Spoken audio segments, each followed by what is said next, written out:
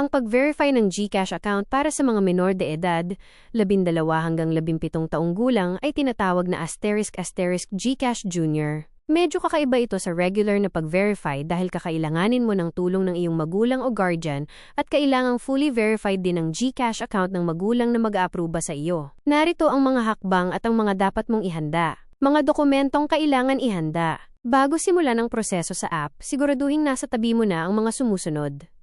1. Valid student ID o passport ng menor de edad. 2.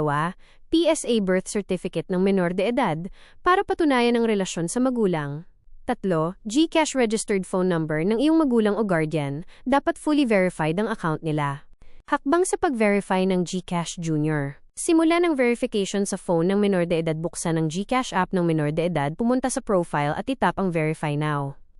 Ilagay ang tamang kaarawan, birthday, para automatikong makilala ng system na ito ay GCash Junior application. I-upload ang ID at birth certificate identification kunan ng malinaw na larawan ng iyong student ID o passport.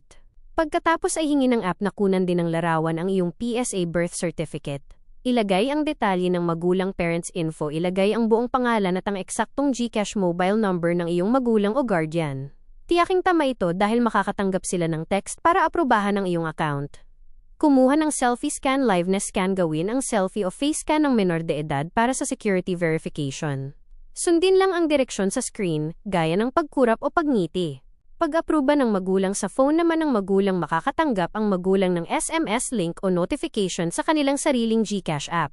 Kailangan nilang buksan ito, i-review ang iyong application, at itap ang approve sa loob ng ibinigay na takdang oras. Paalala sa wallet limits, ang GCash Junior account ay may maximum wallet limit na 10,000 piso lamang at buwanang transaction limit na hanggang 10,000 piso din, di tulad ng regular verified accounts na may mas mataas na limit. Mainam ito para sa ligtas na pag-manage ng allowance ng mga estudyante.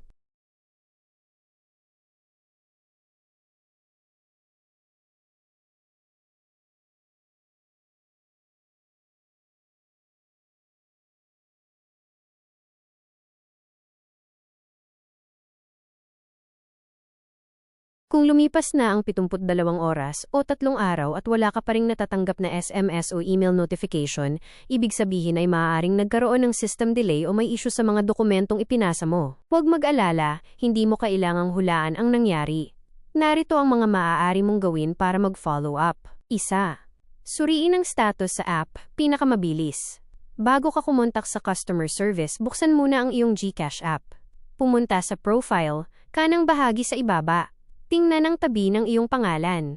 Kung nakasulat pa rin ay verification under review, ibig sabihin ay nakapila pa rin ito. Kung bumalik ito sa get verified, ibig sabihin ay na-reject ang naunang sinumite at kailangan mong mag-apply muli. 2. Mag-file ng ticket sa GCash Help Center.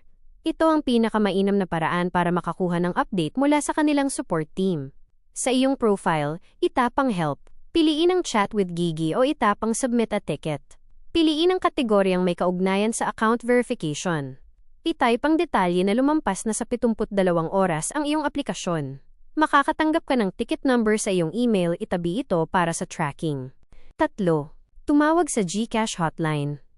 Kung nagmamadali ka at kailangan mo ng agarang sagot mula sa tao mismo. Tumawag sa 2,882 gamit ang iyong mobile phone. Libre ito gamit ang Globe OTM. Sundin ang voice prompts para sa account verification upang makausap ang isang customer service representative. Ihanda ang iyong buong pangalan, GCash number at ang ID na iyong ginamit. 4. Bisitahin ang GCash Help Center sa web. Kung hindi mo mabuksan ang app, maaari kang pumunta sa opisyal na website sa help.gcash.com para mag-submit ng ticket doon gamit ang iyong browser. Mahalagang paalala sa seguridad.